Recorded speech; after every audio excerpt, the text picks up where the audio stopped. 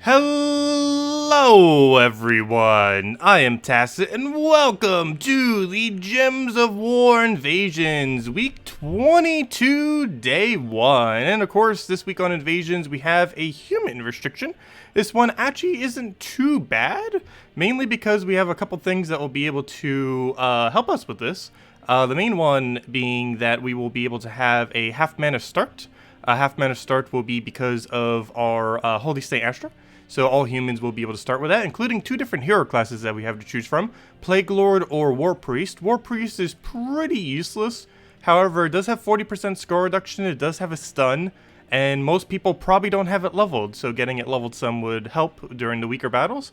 And the other is Plague Lord, which would be much better. It has Barrier Every Brown, it's really good at countering out spells, and everything does do spell damage, or the good bulk of the damage that you're going to be taking is spell damage from the tower, so definitely can help out a little bit. Fortunately, the disease won't really apply to them since they can just go and have immune to everything. Speaking about everything, there's all the legendary tasks I didn't get earlier. It's not all of them, but just the ones I didn't claim in the most recent batch. I will be covering the video soon. Again, it's the same thing that happened pretty much as always. What ends up happening is this works a lot better when the time sets back an hour, like in about a month or two, and then it's at like 2 a.m. But what basically happens is every single Monday, or most Mondays, I stay up because I'm like, oh, I'm like so awake right now. I'm going to go and stay up until 3 a.m. so I can go record the video. Then 3 a.m. gets here and it's like, I'm so tired. I can't actually get this done right now. Then I go sleep. Then everything that I have planned on Mondays gets shifted back. And then, gosh, it just always seems to happen that way. But anyways, that video will be up soon. It's definitely... as pretty much right after the stream, should be able to get that done and up in probably a few hours from now. But since we're here now, if you guys have any questions, feel free to leave them. And yeah, same thing happens almost every time. But luckily when the hour shifts back, it's a lot easier to do it at 2 a.m. than 3. But anyways, other things. Let's go and start with invasions. Haven't even gotten to touch it yet, so we'll get to start all the way from the beginning for once. This time around, we're going to be starting with this. So I am going to be going into double saluting. As far as when we shift our team. We also ended up getting a really good weapon, and I showed a team for that. We'll probably mess with that a little bit later in the stream, or I will be showing the team for it in the video. I have most of the stuff set up for the video, I just didn't want to record it while we're tired, otherwise, yeah, it would sound a lot worse, that's for sure. But anyways, what am I looking for? I'm looking for the weapon. Actually, I might as well just go show the weapon through the inventory thingy thing, because then we can see the perks, because it is somewhat relevant to see the perks, as it does have 2 really good perks on it. So, well, let me show the weapon first. It's one of the standard weapons, just one time for human typing. What it ends up doing is some damage, boosted based on humans, creates yellow and blue. So these are pretty good colors for humans. Blue can do things like Queen Yezbo, yellow can do things like Holy Saint Astra and some of the mythics that are related to it. Both of them can actually get to some of the mythics. Other than that, one of the really big things that this weapon has, 2 of them, or 3 of them I should say. One of them is an enchant itself. Another one is that it has Bless, so it has the Enchant Bless combo. This is the same thing that Life and Death has, one of the things that makes it really annoying, and it has this exact same thing. It doesn't have life gain, unlike the other weapon, but it does have the same Bless Enchant combo, which is really strong. And other than that, it gives all yellow allies 2 mana.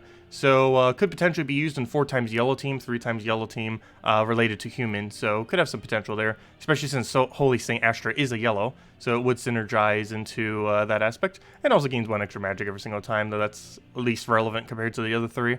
But yeah, it's a pretty decent weapon for once as far as the weapons available for the week on the invasions. So speaking of invasions, let's go head back and start plowing these down until we get to the harder towers.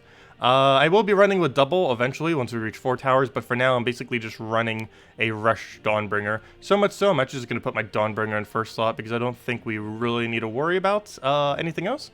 We could just simply go get red. Oh no, there's a problem with that. I gotta use Alchemist first slot, that's fine. That's really weird for now, but they're so weak that shouldn't matter that we're using Alchemist in first slot. But yeah, if I put it the other way around, the Dawnbringer would be blocking our Alchemist, which is definitely not what we want, that is for sure. So all we really have to do is just get our mana, throw Dawnbringer, clear out, repeat. And this thing one-shots all towers, or, you know, it does the normal amount of damage. It also has a bonus based on Leonis Empire. Ooh, a pet. Need that. It also has a bonus based on Leonis Empire. It's the same thing as always. It just has a 25% score reduction, which is always good for invasions, because you always put the invasion troops up front so they can tank. Just not right now while we're plowing through the easier ones. And the other one, or the other bonus that it has is it's based on Leonis Empire, and that does count on itself. That does count the hero class, and that's the only two things we're getting it on. So another reason to use the hero class, he basically gets 4 additional damage per Leonis Empire, and by 4 damage, that does end up increasing based on the multiplier. So that's at minimum 12 damage, or could potentially be as high as 20 additional damage against the boss. So we're going to be a little helpful in that regard. Allow him to still hit the boss in one shot for a little bit longer than he normally would. Valraven right there, definitely don't want to make sure, or definitely want to make sure that does not escape. Plus, we still get to start with enchant. We can also redo our enchant by a couple different methods. The main one being casting Holy Saint Astra, and casting that would end up giving us the enchant onto all humans. And since we are restricted to humans, obviously our entire team will be humans, except your hero if you're not using a non-human hero class. But between Plague Lord and War Priest, you should have an option for it. So that's not going to be as big a deal. Okay, we could just go straight into yellow and just kill it. All these are still in one-shot range. I believe the next section is as well, except for the tower. But hello, everyone. Hope all of you have been having a good day so far. Hello, William. Hello, Goober. Hello, Korn. Hello, Marcella. 4 invasions. Mang, Plague Lord, Holy Saint Astra, Double Queen Jezebel. I do have a team that's using Double Queen Jezebel with the weapon. I personally wasn't doing it for this game mode, just because I didn't think it would really be that needed. But, yeah, you can just use Mang's damage and then just keep one-shotting off of Queen Jezebel's. That is an option. For earlier battles, we're not going to need that. And I believe even for the later battles, I'm just going to go with the double general. Just because we'd be able to one-shot with Skulls still, as well as one-shotting with his ability. And his ability would auto be up in 6 turns. Because he would start with 8 mana every single time. 6 because of half mana start, and 2 because of enchant. So all we have to do... Oh, wait, what am I saying? We only have to wait 2 turns for that. So yeah, all we have to do is just wait 2 turns, cast, and just run double of him up front. But, yeah, I'm actually not going the double Queen Jezebel route for towers. I did for the PvP team. I didn't for towers, though. Just because, if you buy far enough that you can use 2 of them on your team, which is all the way up to the emoji, actually. If you buy all the way up to the... oh, where'd it go? Shop. If you buy up to the emoji, you'll have 2 extra copies. Well, technically 5 extra copies. But you'll have 2 extra copies, or 1 extra copy that you can then set so you have 2 of them on your team. And you can just run with 2 up front. But yeah, that would be a decent method, though, if you didn't have 2 of them. I just don't feel like it's going to be needed. Because on the other on that team, we'll have to wait until we get Mang down before we can start doing anything. Whereas just having these things up front, they can start acting immediately without having to wait for Mang. Ooh, we're already not one-shotting. Also, I really wish this was more like Luna with a full AoE. The fact that it's just defensive makes it a little bit annoying to use, because there's a lot of instances where it is not worth using Keystone Point right now. But, yeah, it's only really defensive. All it does is a bunch of armor and a bunch of life, as you can see right there. Oh, and apparently we got our 100 kills that we needed already. I did do some testing already, I just didn't get the video done. Let's see. But yeah, double Queen Jezebel is always a nice combo. Mang, double Queen Jezebel, or just Mang, single Queen Jezebel. Let's see. You realize you need a human mythic troop in your life. There's not too many of them. There's Possessed King. There's Champion of Anu. There's Voice of Orpheus. There's that one new knight. What is his name? Guard? Wait, is he called Guard? I forget his name now. That one most recent tanky troop that has 60% score reduction and 50% spell reduction. Was he called Guard? No, I think he had a more proper name. That's actually really funny if his name was Guard. That needs to be his name now. Guard, if it's not already. We'll take that over. I can't believe I just forgot his name. But I believe those are the only 4? I don't think I'm missing one. Probably a few others that I'm forgetting. I know those 4 are probably the main ones. And I always convert all those out and just kill it with a Dawnbringer. Hello, Joanne. Hello, Kevin. Hello, DeCarell. Let's see. It's a good weapon with Tesla. I was thinking of slightly using Tesla because Corvash Tesla is a thing. However, I was thinking that the physical damage would conflict with the true damage. Because the weapon does just true damage, whereas, of course, she'll be doing, the weapon is physical damage, whereas she, Corvash, and other things are true damage. So I thought that might be a little bit of conflict, because generally if you're using a Queen Isabel, you don't want to run physical damage with it, especially not physical AoE, just because it gets in the way of her boost ratio. Oh no, it lived again. This thing's already not one-shotting. Come on, Dawnbringer, get more one-shots. You almost have it at max boost ratio, other than the fact that we're missing one yellow. It's not that big a deal, though. 2 shots are still equally as quick. Or not equally as quick, but similarly as quick. Hello, Cookie. Hello, Mr. Jesse. Hello, Steve. Hello, Bogdan. Hello, Matt. Hello, Tacet. Hello, Regina. Hello, Bogdan. Hello, Birdleaf. And hello, Goober, if I didn't already say hi. Welcome, everyone. Is Farish Ra used for anything apart from soul farming? For the most part, no. However, he might be into the future. He's somewhat okay for one-shotting stuff. However, one-shotting stuff isn't normally a mechanic you go for, because it is a really, really slow mechanic to only get one shot at a time. Even though it's really devastating, the fact that you can just randomly just kill something instantly. You generally don't build teams around it, because it's very slow if you're doing it for something like PvP. So it's normally avoided. But yeah, there actually isn't much purpose of Farish Ra beyond soul farming.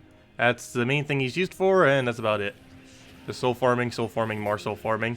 The reason why he's sought after so much is just the amount of time that he ends up saving. If you count the total amount of time you'd have to spend on farming souls in order to get basically everything upgraded, Dawnbringer, and having some spares, it ends up saving dozens upon dozens upon dozens of hours. And it's one of the few troops that directly save you time. And because of that, people normally try to get it early on to save their time and to get it, and getting a Dawnbringer, as well as just leveling up kingdoms, like to 5 stars, 10 stars, stuff like that. Makes it a bit easier to do so and less time consuming. But if you're looking for a good mythic to use combat-wise, Farish Ra is not a good mythic for combat. It's pretty much just solely used for soul farming, similar to how Cedric is solely used for gold farming. I guess he technically is somewhat combat-based, especially since he's actually going to be used with the new weapon that's coming, that's gold boost ratio. He's used for skeleton key and stuff like that. But they're both kind of the same general premise. The troop itself is not really used for combat, just more so for resources. Yeah, there's 2 good crafts right now. Or I shouldn't say 2 good crafts. There's Farish Ra, which is the only good craft currently in the Soul Forge. And then there's Shadow of Zorn, I believe his name is, that one useless mythic. The reason I make mention of him is this is the first time he's been available in Soul Forge since his release. So if you were trying to get him for completionist purposes, if you only need a few more mythics, you might want to go grab him up. He's a 100% useless mythic, however, you still need him eventually. But yeah, he's currently in Soul Forge, so if anyone skipped him on the when he first was released because he was useless, now's the time to go get him if you want to just use diamonds for it instead. So he's available again. Yeah, that was the only 2 things that were relevant in Soul Forge right now. There is the Sundial weapon too, if you want to go pick that for completionist purposes. The weapon itself is useless, that one sun coin. It basically just tears armor and gives you a bunch of gold. There's no context that you would use it in ever, especially since we're getting better gold weapons very, very soon. Like in 2 weeks from now, I believe it is. Next hero class has an insanely good gold weapon, so you don't really want to bother with that unless you just want it for completionist purposes or to upgrade the kingdom. Also, as you can see right now, we are using War Priest, so we are gaining XP for War Priest. War Priest is currently my lowest level hero class. So yeah, I need to get that further because it is very, very, very far away from being upgraded. It is actually our furthest of any hero class. I believe it's, what did this turn to, 34? 33? Not even 34, it's at 33 right now. I believe my Oracle is at 34 or something similar in the mid-30s. But this is slightly lower than that, surprisingly. But yeah, I need to work on those hero classes eventually, so I figured this week would be a good week to do so. Especially since it has 10% extra stats this week. A little bit better than nothing. I didn't double check to see what the other bonus was. It's human and something else. I was expecting human and Leonis Empire. However, that is not what happened. It is human and human and knights. Interesting. There are quite a few human knight combos in this game. That'd be somewhat relevant if it was a Guild War week. However, I'm not sure any instance where you would bother using 20% human knight this particular week. Also, before we continue, let me go take out pets real quick. Yeah, we'll use Key Team. Why not? We'll use Key Team the entire time. Get that gold in there. You're hesitant to get Farish Ra this week? You don't even have Iron Gut? Yeah, definitely good to go get Iron Gut if you're planning on doing delves. Personally, I still haven't really been doing delves on my Nintendo Switch account. However, once you reach the late game and further, you definitely want to be doing it a lot, that's for sure. A lot of things that you end up using it for. Actually, I've been playing my Nintendo Switch account a lot less just in general lately. Maybe I'll finally ditch it. We'll keep it around in case we ever need to do videos on it. But I think I'm going to get it to about level 1000 and then just kind of let it idle out at this point. Though it did pretty good so far. We have 1/3 of the mythics in the game on that account. That's the furthest I've ever gone on any alternate account. It's also the only account we've ever spent money on that wasn't our main account. But, yeah, I had a lot of fun out of it. But I think I might just retire it to spend more time on this account then. But we'll see. I'll still be playing it on occasion. And might still be doing, like, some of the dailies just to, you know, accumulate resources for mythics and stuff. But, yeah. I've just been playing it a lot less. Feels more of, like, something that I have to go out of my way to do. Because, I don't know, something about doing progress on that account just doesn't feel the same to doing progress on this account. That's the problem I've always had with alternate accounts. Is anytime I'm making progress on it, I feel like I'm not getting progress on this account. And I really, really wish they would just have full cross-platform. I hate that games don't have full cross-platform these days. Just because many consoles are like, nope, you have to be just here, nowhere else. Like, you could be at other locations, but like the actual save data has to just be here. And that's really, really annoying when games are like that. Especially when it's a progression-based game. Like, that wouldn't matter as much if progression didn't matter as much specifically within the game, like if it was a roguelike or something similar. But for something like a game that's almost solely based on progression, it's really, really annoying. Yeah, the only thing that's cross-platform with Gems of War currently is PC Mobile. Everything else is not cross-platform.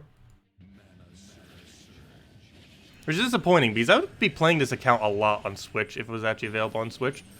Especially because it's easier to record stuff actually on Switch. Not that it's actually easier to record, it's actually slightly harder to record. But what I mean by that is my computer doesn't have to run the game and the stream simultaneously. You could just run the stream while the console runs the game. Because you may notice whenever I've been streaming other games that my connection almost never dies. And one of the reasons for that is my computer doesn't need to run so many things simultaneously. You could just focus on the stream-related stuff, while everything else is taken care of by the console. Let's see, we'll go for that.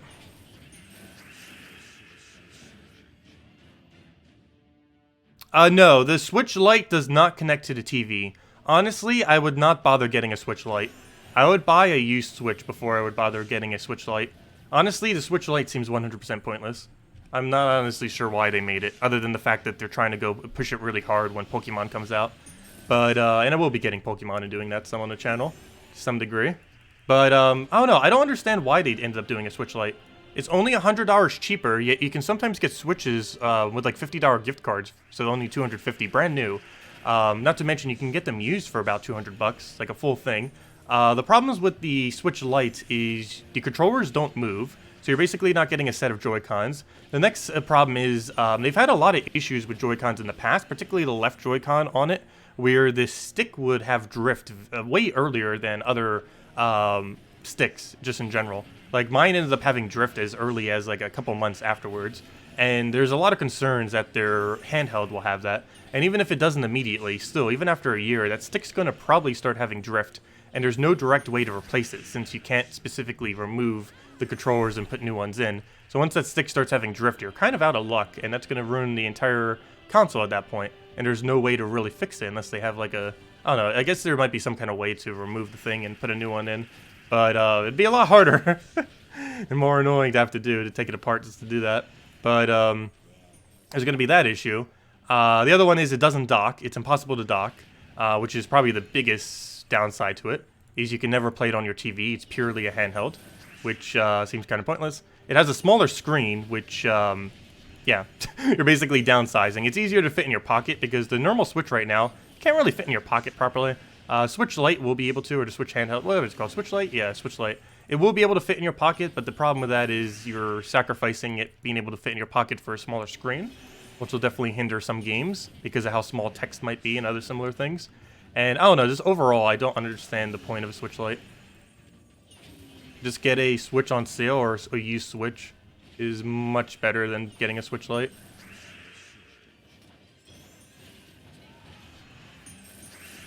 Yeah, let's take that down. Get the kill there.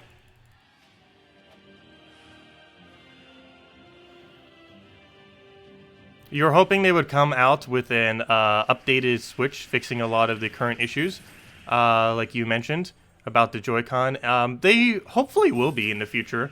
I'd assume they would do a Switch Pro eventually. Like, they're staying on Switch for a while. They're at least staying on Switch for another 5 years, if not longer. Next generation consoles, they're probably not even going to upgrade at all. Or, you know, like, they're not out of Switch. Like, they might do an upgraded console that will fix, like, some of the resolution issues and stuff like that. But, it's going to be Switch for at least a while. I'm pretty sure they have no intentions on switching anytime soon.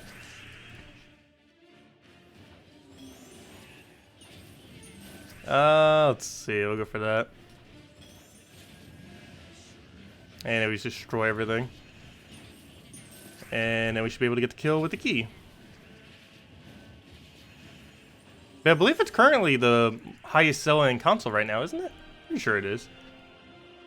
And if it's not, it definitely will be after Pokemon. Though this Pokemon does have the big controversy of not having the national Pokédex. To a degree, I'm concerned about that. It really just depends which Pokemon are in it. But, I don't know, it just seems kind of weird that it wouldn't end up using all the Pokemon. That's kind of the whole purpose of the main series games in Pokemon was it would just cover all the Pokemon. But, oh, you know what? Let me go show this team. This was the team I was messing around with earlier. It's still going to sell like crazy, though. I personally didn't do the previous one, but I definitely will be this gen. Since it's actually a new generation thing. I haven't played a new Pokemon generation since Pearl. Which I believe was... Ah, gosh. What even was that? How many decades ago was that? What was a decade ago? I want to say that was Gen 5? They're on like 8 or 9 right now. That was like back in 2009? 8? Number 10? I'm not even sure. But it's been a while. It's been about a decade since I've bothered playing one. And now I can min-max everything. Haha. I think they made EVs a lot easier to do, though. In Pokemon in general, throughout the generations. Like, in the past, they used to be so hard to breed perfect Pokemon. I believe they made that way, way, way easier. I'm pretty sure they would have something for it in the most recent generation to do it similarly. Or it wouldn't be a gigantic hassle to maximize your Pokemon. New version of Switch coming soon. Will increase battery life, but Nintendo to sell new and old version at same price. Same time. Bad Nintendo. Wait, the new handheld barely has new battery life if you're referring to the newer one. Unless you're referring to something else. But the new handheld barely has a higher battery life. I believe it's only 1 hour higher. Personally, I haven't had much issues with battery life. Because more often than not, I'm not using it for more than like 1 or 2 hours if I'm traveling with it at a time before I put it back on a charger. Like, I'm normally, if I'm going to use it while I'm traveling, I'm normally just using it while waiting for a bus or using it while waiting for airplane. Like, I'm barely using it for that long, even though I do get to airports pretty early. But I'm normally only using it for like an hour in those instances. And its battery life currently is like, it depends what you're playing, but it's anywhere from like 2 to 4 hours, depending on how intense your game is. If I'm playing something like Uno on it, online, it'll probably take around like 4 or 5 hours. That's also what I do whenever I go on my treadmill and play on it and use it for that. But something like Breath of the Wild or something more intense like that, it's probably only going to last like 2 hours, if that. Just depends what you're playing on it. Oh, you're not talking about Switch Lite? Yeah, they're probably doing a Switch Pro eventually. Like, it's inevitable. When they're eventually going to do it is questionable, though. Probably around next generation consoles, I would assume. So probably later next year. Because they still have resolution issues, even though I don't really care about that personally. They still have loading time issues, though they have done some fixes for it on the current console to make it a little bit better. But I know even while playing, oh, what's it called? Fire Emblem. There's really, really bad loading issues sometimes. Like, some loading screens take almost a minute occasionally when you're going through them. Okay, we'll go take this poke. So yeah, this team in general, it's okay. Nothing like too over the top. It was the best I could come up with so far. If anyone's aware of something better with this thing, with Orpheus's verse. One of the reasons I kind of did it like this is we don't necessarily have to go out of our way to take skulls, because we can actually keep our bless and chant onto that thing, particularly the bless, by just not using it and just letting them hit us and then just using Queen Jezebel to kill with it. It's definitely not the best of teams, but it kind of functions. There's probably going to be some kind of really broken combo for it eventually. It's one of those kind of weapons that it comes out, it's okay on release, but then it becomes really broken once more things get introduced to the game. But yeah, let's go clear out these with an actual team like Sunbird Wipe, and then we'll go head back over to Invasions and start getting more of that down. Also, after we reach 3 towers, I guess we'll hand out a code and go from there. If anyone still has any other questions, feel free to leave them. Did you see the Smash Bros had the highest viewership at EVO over all fighting games? Yeah, of course. It's really, really popular.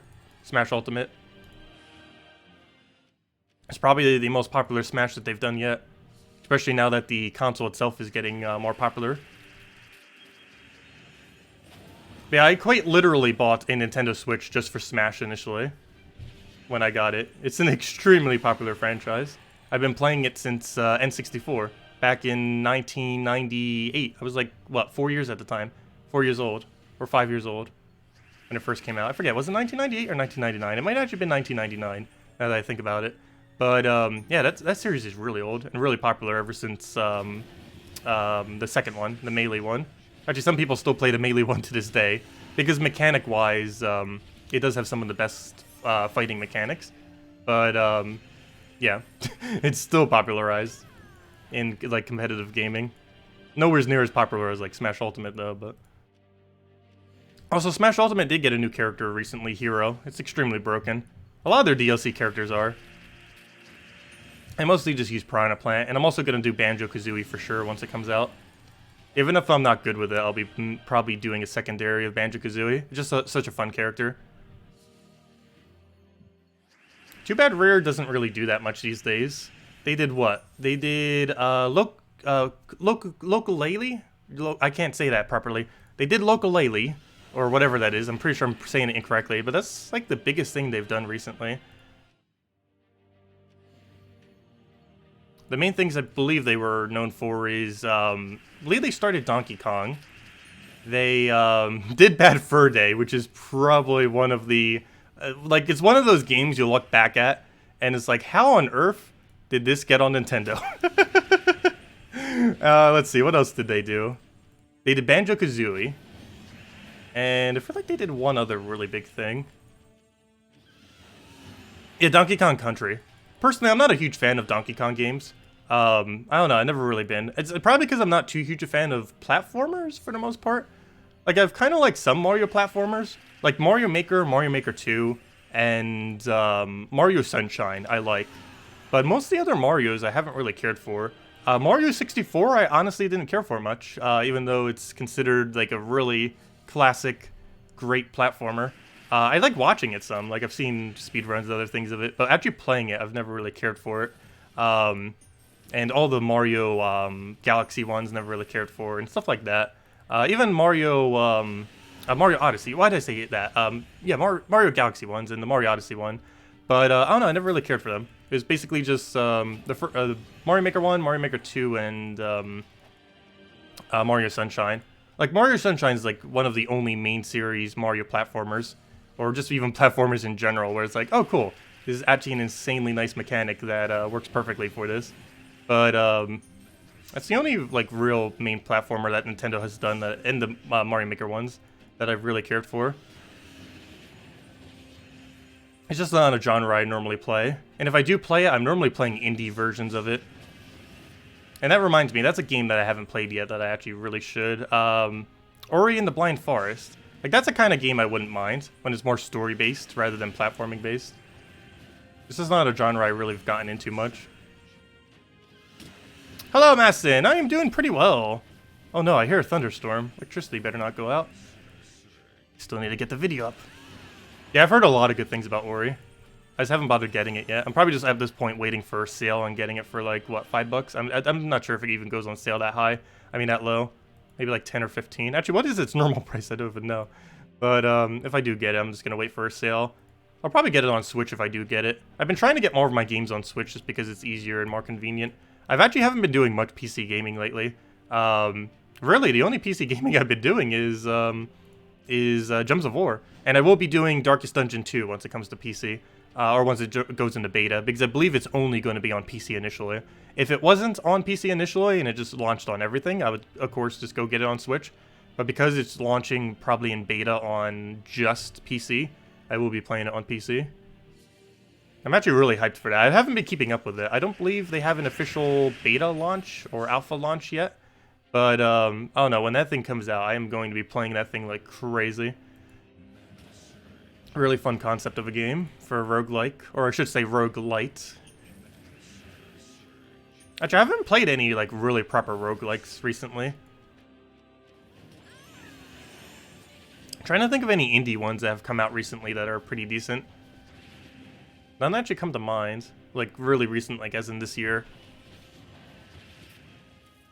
I tend to play more so roguelites than roguelikes. The ones that are like partially roguelike, but not fully. Where you still have like a progression system, but it's you still have permadeath and similar things to that, and random generation. Oh, it's Manson. Okay. So it's Manson, but you spell it with an I. Okay.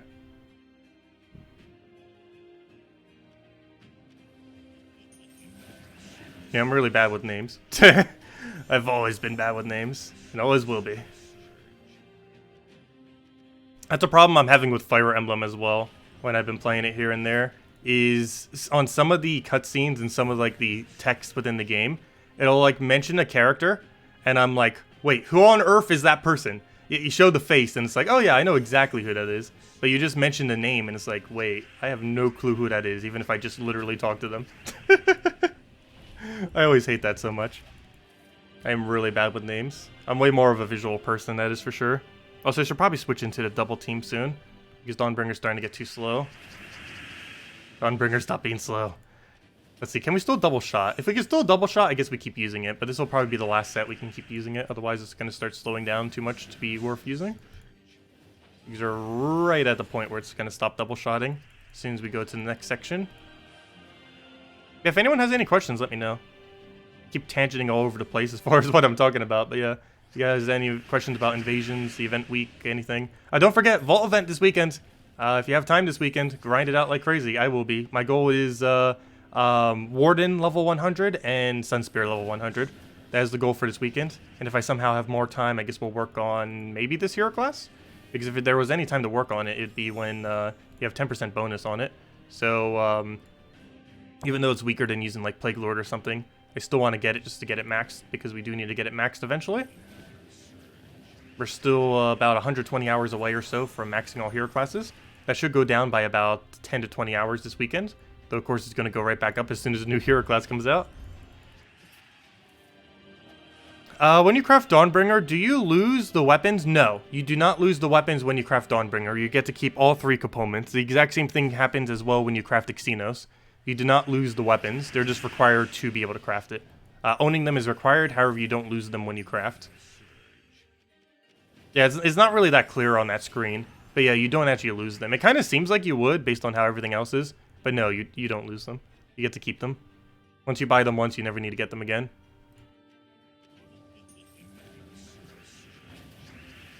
You've always stayed away from Vault events, but this weekend, you're going to commit to the grind.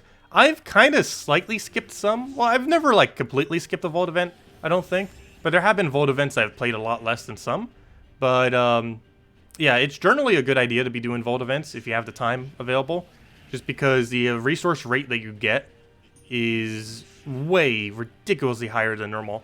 It's probably like 10 times higher than normal. Especially since a good majority of the value you're getting is actual direct gem value. Of course, souls and stuff doesn't have direct gem value. But some of the resources that do have gem value to some degree that you end up getting during the event are Glory from Glory Gnome, as well as just in general.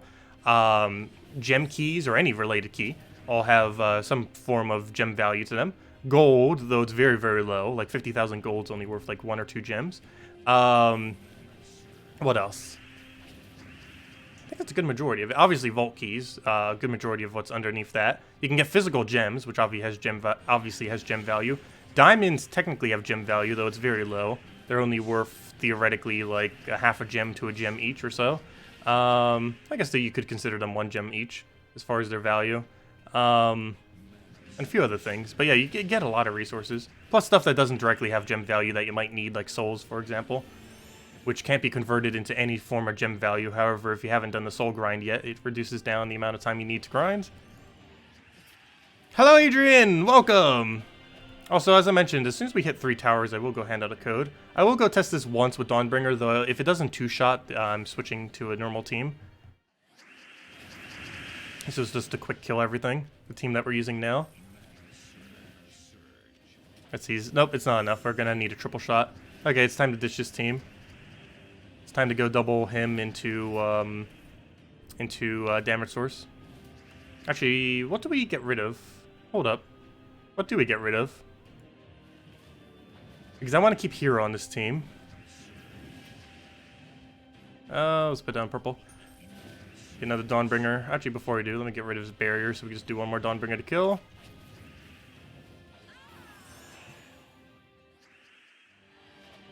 Okay.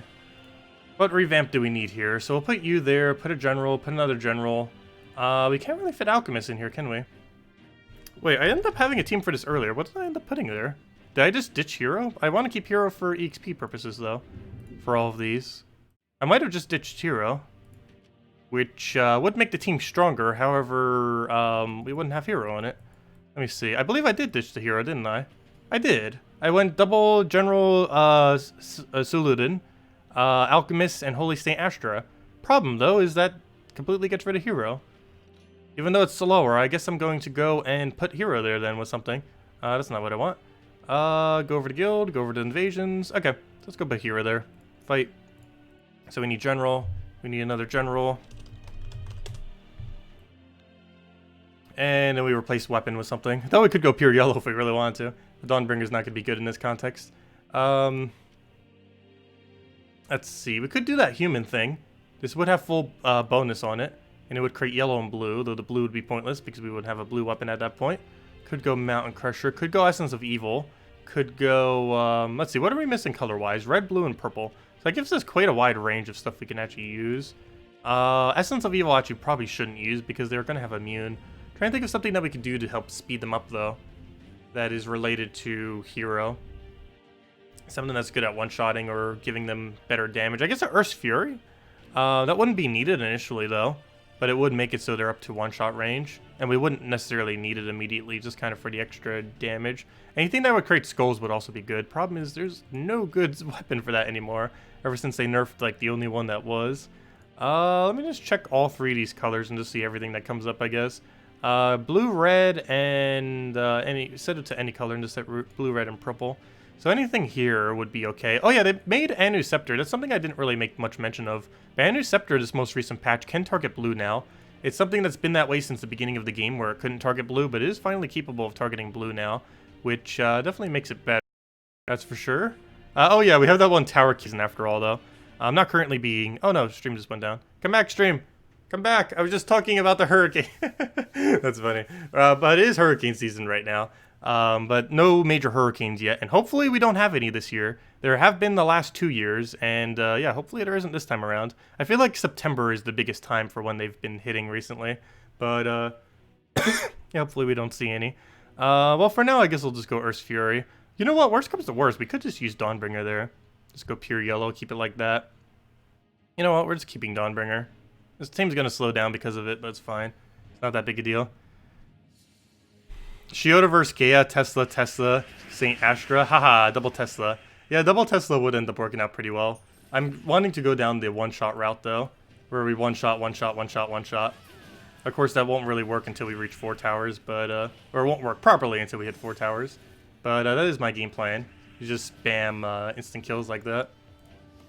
And just do it like that. He should have the damage for a while since he has the extra 20.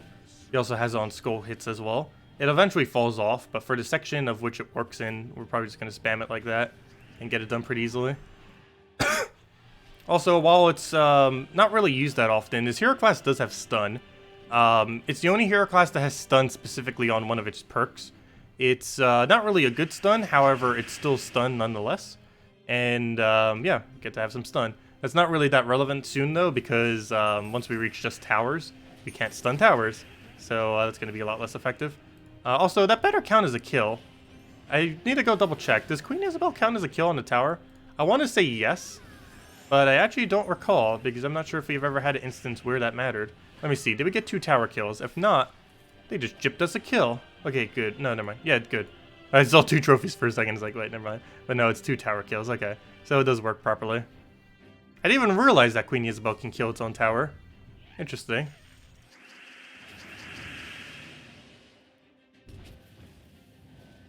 Oh yeah, that's something that's happening next patch. I can't say it though. I've hinted at it in the past in a spoiler thread because it was mentioned in spoilers. But yeah, I can't specifically mention. But yeah, there is something happening to Invasion's next patch. And it's a somewhat unfortunate but also fortunate thing that's changing. But there is a small change that's going to be both very beneficial and annoying simultaneously. It's not the controversial thing I was talking about. But some people will probably hate it. Other people will probably love it. It really depends what team you're running. Orpheus versus Tesla, and Champion of Guard. I don't think I'm going to bother with the weapon in this game mode, personally. Just because it's not going to scale that well. Like, for these earlier battles, it would be fine if you want to use this up to, like, a little bit into 4 towers. But the further you get, the less effective that's going to be.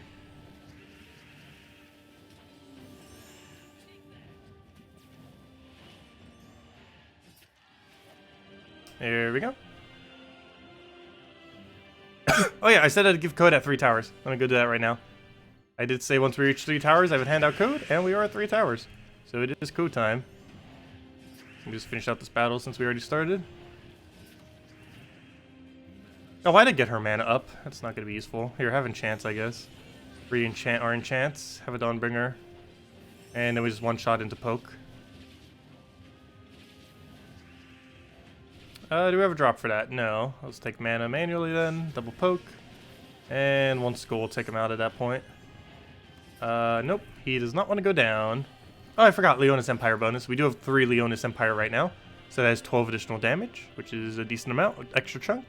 And it does apply to them as well. Obviously, it doesn't get the multiplier, but it still gets the 12 damage. Okay, let's see. Does this code work? Code, do you work? The answer is... I already used that one, apparently. Next code. Do you work? The answer is yes. Okay, let's do that one. Here you guys go. Here's the redeem code. Use it on gemsofwar.com. Read the game code section. Same place as always. Your invite code can be found in your settings menu. Whatever your game says right over there is what you put in. Redeem code is right over there in chat. Just copy paste the random numbers and letters. And it gives the same reward as always. 2 treasure maps, 1 gem key, 200 souls, and 2,500 gold. Enjoy, everyone. And it's only usable in PC mobile version, which are also the only cross-platform versions. And get our free gems. Invasion actually has the best overall loot of any weekly event, assuming that your guild isn't in like one of the top brackets.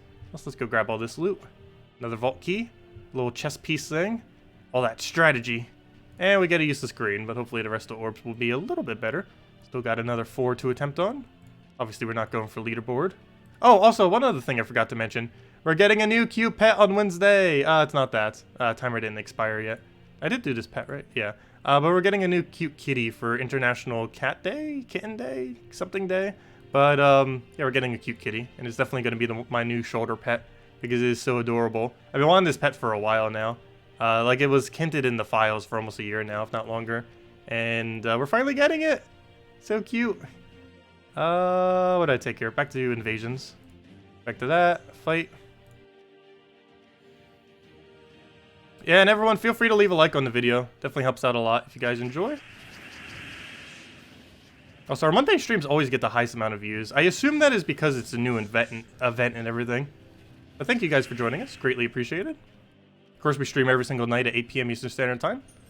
I've also been streaming Fire Emblem on the channel, as you guys have probably seen recently. For any of you that are interested in that. Just tactical strategy game. Everything that's turn-based. Any game that's turn-based is like, yeah, I'll probably enjoy it. Turn-based strategies are my kind of thing.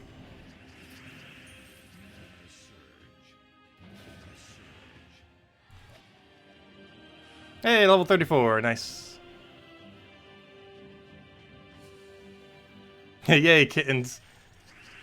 Yeah, that pet is really adorable. You guys can see it. It's, if you don't have a pet there, it's the one that shows up there.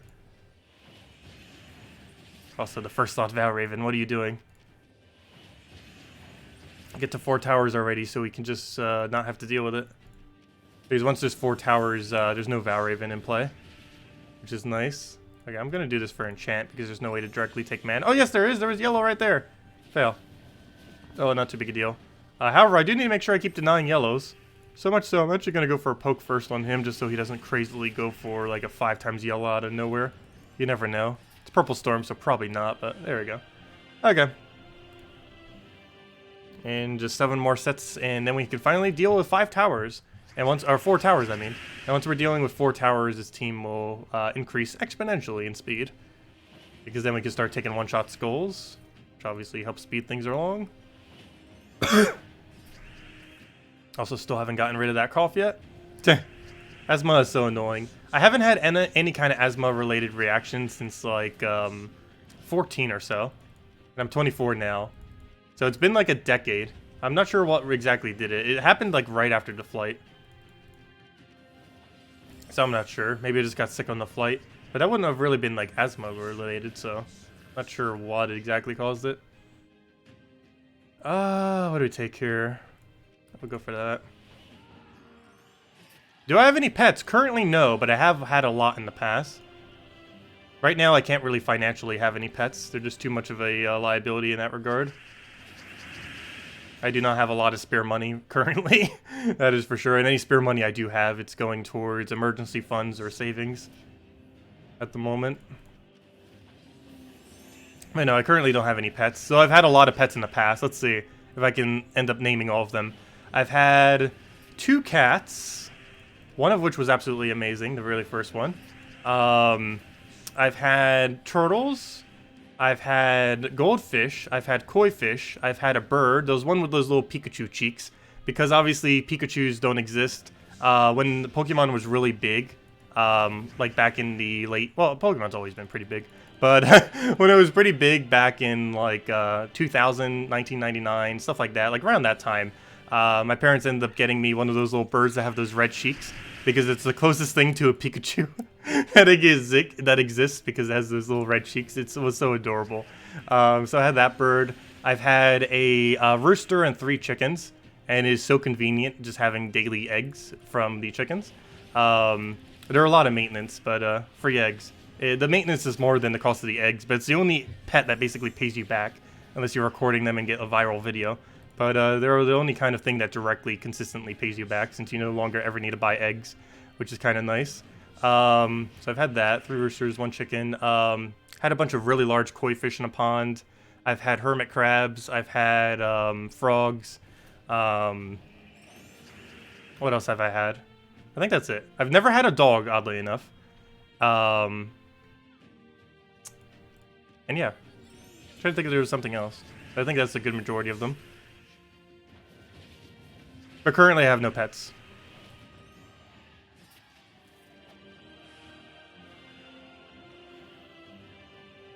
If I was to ever get one, I would definitely get another cat. Like a Persian cat. A really fluffy Persian cat. Gotta comb them a lot, though.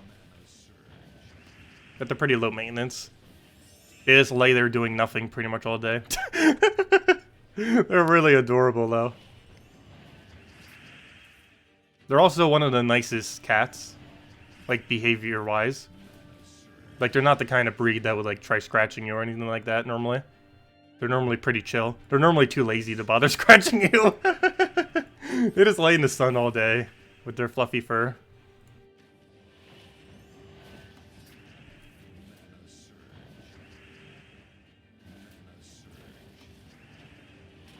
Oh yeah, I forgot that wouldn't one-shot you because you're not a tower.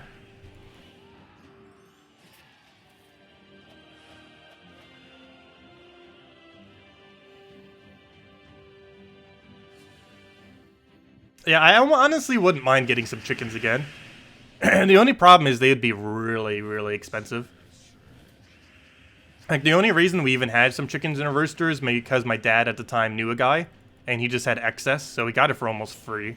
Of course, you still have to maintain them and be able to cage for them and other similar things. Though we had, at one point, like, slightly had them in, like, the house by the, like, where we keep the shoes and everything.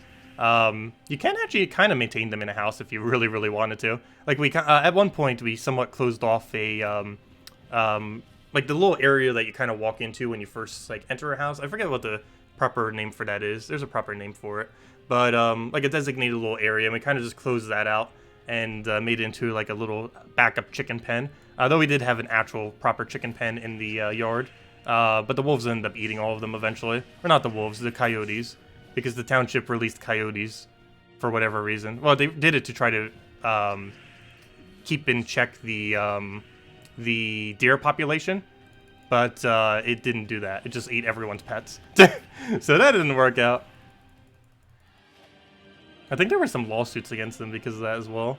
Like, so many pets died because of it. Mostly dogs and cattle. Though you only really need one chicken. You don't really need multiple. Unless you want them to spend company. So get 2 chickens. Not sure what the going price of a chicken is. Or even what their lifespan is. Mine only lasted for a few years because they died to coyote. Or whatever the thing is. I don't think it was specifically a coyote. I forget exactly what it was. It was like something like kind of like it, but not exactly it. That's less... It's something that doesn't go after humans. But it was supposed to go after the deers. And then it just went after everyone's animals. Forget specifically what they're called, though. It's called a foyer? Yes, a foyer. That's the word I was looking for the that area of the house. Thank you. Let's see. We'll go for that. Raven should die next turn to Dawnbringer. Oops, should have taken a skull. Oh, never mind. Dawnbringer, I mean, the thing wasn't killed yet, so never mind. That was fine. We'll go give them enchant. Because I'll give them 2 mana per turn, which will actually be more mana than us swiping anything, since we're going to have to wait at least 2 turns anyways. And then that'll be full mana, and then we just poke it.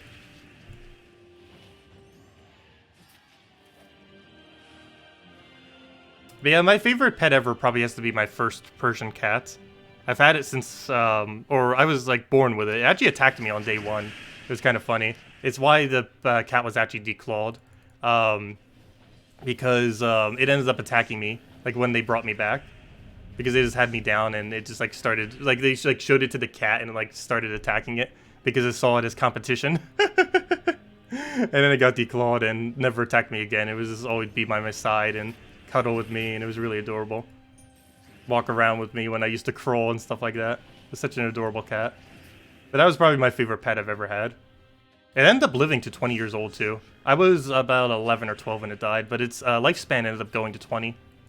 Which is way above average for a cat. I believe the average lifespan for a cat's like 14 years or something. But he ended up living for like 20, 21. I think it was 20.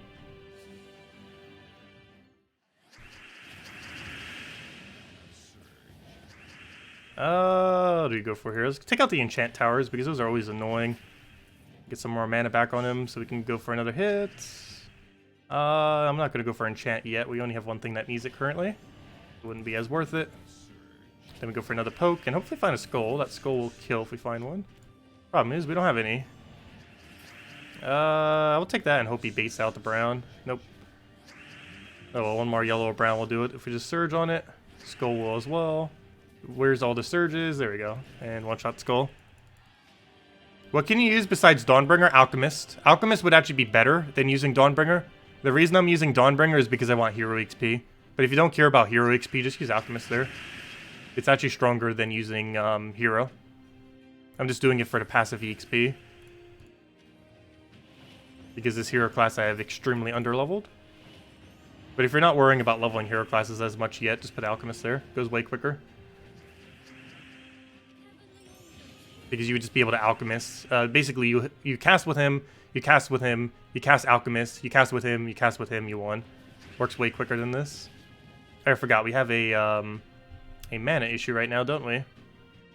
Or not a mana issue, but a skull issue. I can't actually one-shot him with this thing, because he doesn't have Enrage. I have to use ability for it. I need to make sure I target those first. even if there's other things, because he has no way of hitting through their 75% reduction.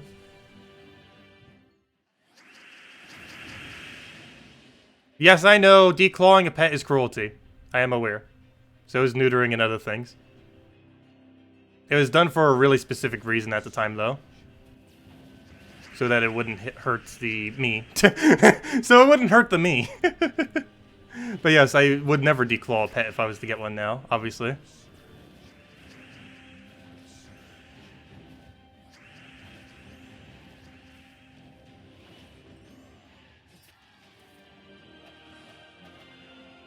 Let's see. We'll go for this one.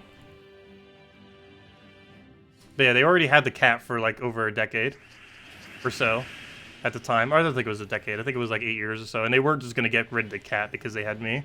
And they needed to declaw it for safety reasons.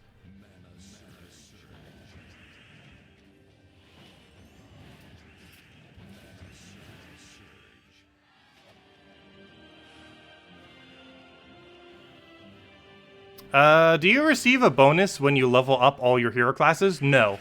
However, it is required for kingdom upgrades eventually. Some of them require a really small amount, like for example, I believe 14 requires you to have like level 20 hero class or something.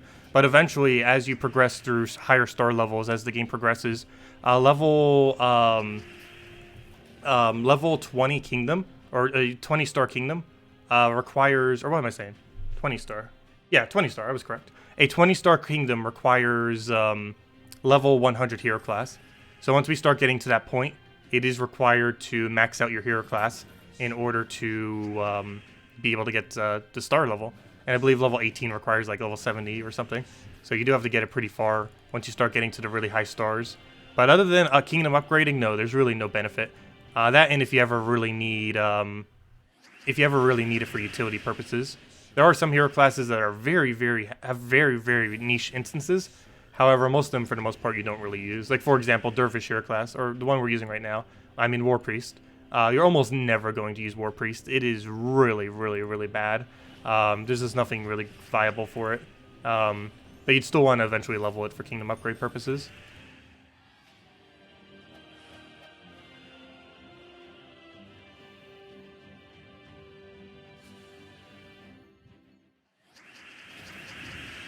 Let's see. What do we take here? Let's take that for now.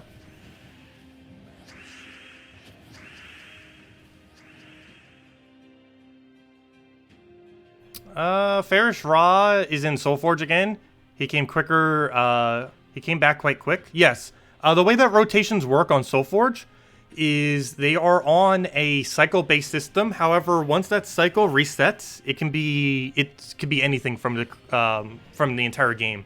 So, for example, if a Farish Ra was to come at the end of a cycle, towards the end of when, or any mythic for that matter, comes towards the end of when all of the what am I trying to say here? But if it comes towards the end towards the end of a cycle, when it has almost gone through all the mythics. Once it goes to the next cycle, it could just do the Farish Ra again. So you could quite literally have Farish Ra, or any mythic for that matter, 2 weeks in a row. It is very unlikely, but due to how the cycle system is, if it comes towards right at the end, or near the end of one cycle, and then the next cycle starts, it could just do the mythic right over again. So there are some instances where a mythic could be in the Soulforge, and then 1 to 3 weeks later, it's right back in the Soulforge. More often than not, the wait time is a couple months. However, due to how the cycle system is, it can be almost back-to-back. It's rare that would happen, but it can happen. But yeah, Farish Ra, I think he was already available, like, what, a month ago? And he's already available again. The only problem with that, though, is after this week, that means he won't be around for a while. Because it has to go through the entirety of the next cycle, and he could be towards the end of the other cycle. It's theoretically possible that it could take 5 months for a mythic to come back around, if you get really unlucky with it coming at the beginning of one cycle, and then all the way at the end of the following cycle. I don't think we've had too many instances of that happening, at least not to anything too relevant, but that can happen. I'm not sure if they're eventually going to modify the cycle system so it doesn't do that as often, so that it's a little bit more balanced as far as how big of a delay it has between each individual mythic. But yeah, it is possible that some mythics just come in within about a week of each other, and others could take quite literal months, depending on how it lands. And it's completely random. They have no control over it. Or it's not that they don't have any control over it. They can theoretically put any mythic whenever they want into the Soul Forge. However, as far as the system that they have in place to automatically do it, that they technically have no control over. Like what it's going to be on the following week. They can modify if they really wanted to. But they have like a little random thingy that just determines it. Yeah, a lot of hero classes have really bad level 100 rewards.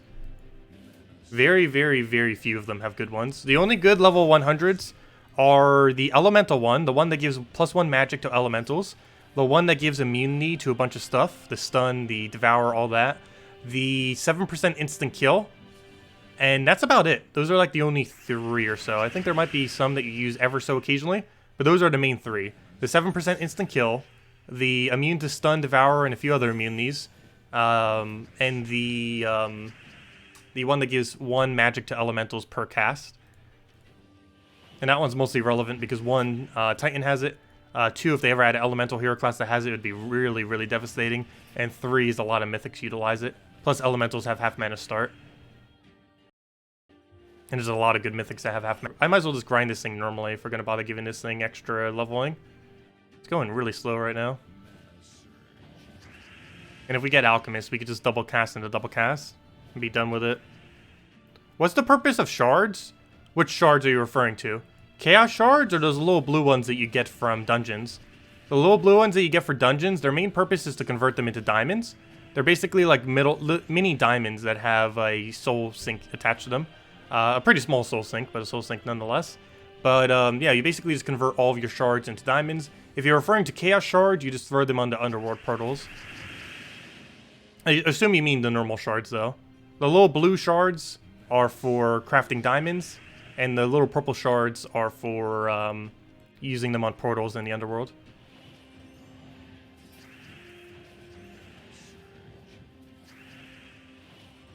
Oh yeah, triple skull damage. How could I forget about that? Yeah, that one's pretty huge.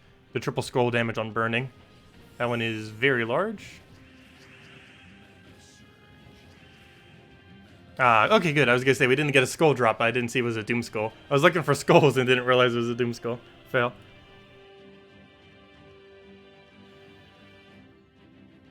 If anyone else has any other questions, let me know. I'll make sure to go over them. Otherwise, I'm probably going to be wrapping up after another battle or two. And tomorrow's invasions is for Sunken Fleet, if I'm not mistaken. Sunken Fleet's an okay delve. It has a pretty cool layout with how it has like all the boats and everything.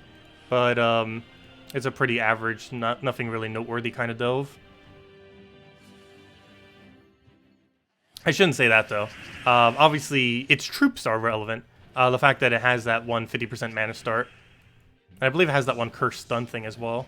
Oh no, never mind. It was just the Mirage Queen. But as far as the actual like doing the faction, it's pretty average. But yes, obviously throwing some shards on it to get the portal is definitely really good to get the Mirage Queen.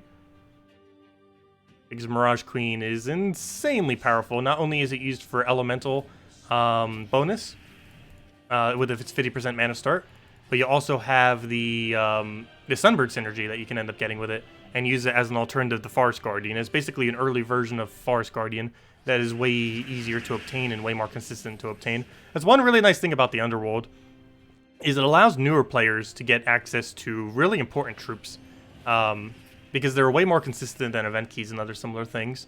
And anytime a good troop comes into Underworld, it becomes extremely accessible. They're some of the most accessible things. Getting legends in Underworld is actually easier than getting an epic, a random epic. So it is really, really, really good to try utilizing that for some of the better ones. Of course, newer players, unfortunately, might not necessarily know which ones are the better ones. I should probably do a video on that eventually. Though the only problem is almost every single delve kind of has a good thing. But kind of like a video going over what you should try getting 1 copy of or 2 copies of from every single delve.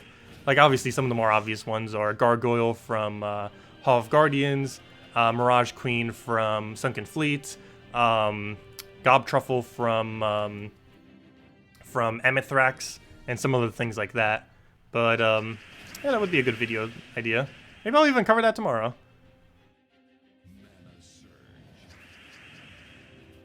Yeah, that one Exploding Harpy's pretty decent. Also, the AoE one is kind of like a mini Infernus. It's nowhere near as good as Infernus, but it's the closest thing you can get to Infernus that isn't Infernus, as far as legends are concerned, especially with how accessible it is.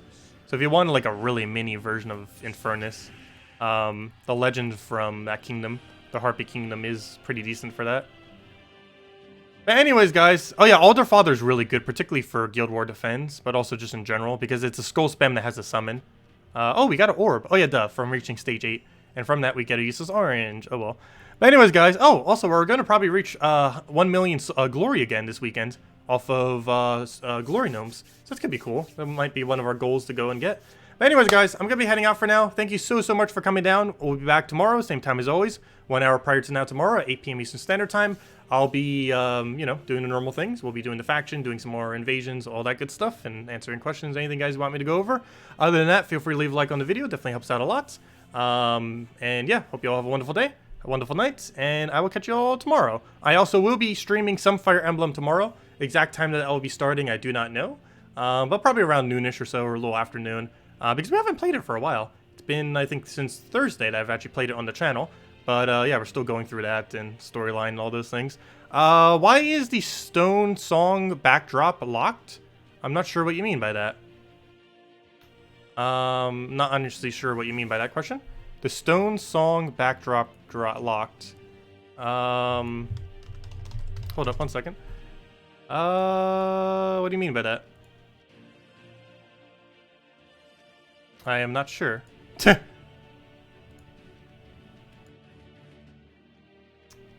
Yeah, I'm not sure what you mean by that. But guys, unless you can clarify that real quick. You just replace it with Hero with Purple Storm. Oh no! Stream, come back! I'm still talking. Connection, work better. Did the stream just die? Okay, we're back. Anyways, soul farming team. It is Dragon Soul, Fairish Ra, Azurus, or anything with Necromancy. Any hero with Purple Storm. Ideally Necromancer, but you could run it with any. And you run that on first challenge Divinian Fields. You go to challenges, Divinian Fields, and fight this one. And you do it on Warlord 2 difficulty. The reason for this is Dragon Soul can triple hit it consistently. It's the weakest durability battle in the game. And you can consistently get, with one Fairish Ra, you can get upwards of 30,000 souls per hour. You could even possibly push for 40,000, though 30,000 should be pretty consistent. Let's see. In the guild backdrops, the very last one is locked to change your guild's background. It's based on how many trophies you have. The backdrops in trophies is a cosmetic thing. It's one of the things that they added to... Whoa, how are we missing so many people in the guild? Also, if anyone wants to join the guild, we have 1 billion spots open. Gosh. When did that happen? We had like 30 last week. I guess a bunch of people kind of just went out. But yeah, if anyone wants to join the guild... Oh, I didn't do my gold yet either. I'll go donate a bunch of gold. But yeah, if anyone wants to join the guild, we have 3 spots left. Gosh. But yeah, you can end up changing it underneath guild admin thing. It's based on how many trophies. There's a couple different things that they're locked by. That's what you're referring to. These are locked by trophies, which is also why these are locked. Oh, I see what you mean now. So these things are what you're referring to. Yeah, I'm not sure what's up with that. I believe these were 7,500 trophy requirement and 7,000. It's just the little trophy and number just got glitched out, so it's not here anymore. But yeah, I recall that these were like really high trophy amounts, so I assume this was the 7 million and this was 7.5 million. But yeah, those are just the reason they're grayed out is there's some kind of glitch happened where this number doesn't show there anymore. But that should be 7 million. That should be 7,500,000. I'm pretty sure. If those are the only ones that are still grayed out, there's only like no guilds that are even that high. I think the highest guild in the game has a little over 6 million. Let's see, highest guild. Yeah, the highest guild in the game isn't even at 6 million. So people are still off from those. But anyways, guys, I'll catch all of you later. Thanks for stopping by. What do you recommend for second Fairish Ra over saying the material for another mythic? Wait. What do you recommend a second Fairish Ra over saving the material? I would say just save your material for second mythic. Honestly, you only need 1 Fairish Ra. And if you happen to randomly get a second Fairish Ra, then that'll be nice. However, I would personally just stick with 1 Fairish Ra and start crafting stuff you actually need. You wouldn't really ever need to get a second Fairish Ra for the most part, unless you just really want to go all in on soul farming. But no, you really don't need a second Fairish Ra unless you're planning on doing soul farming for like 50 plus hours or something. If you're just planning on doing some basic soul farming to get a Dawnbringer, you really don't need a second one. You're better off just getting Iron Gut and other core troops that you need. I guess it could be worth it if you already feel like you're situated for delves and for PvP. If you feel like you have enough option to run Guild War, PvP, if you feel like you have enough options to run basically every single thing in the game, delves, Guild Wars, PvP, Tower of Doom, stuff like that, then that's probably a time you could consider a second Fair Shra. However, you're probably already done with soul forming if you already have an option for everything in the game.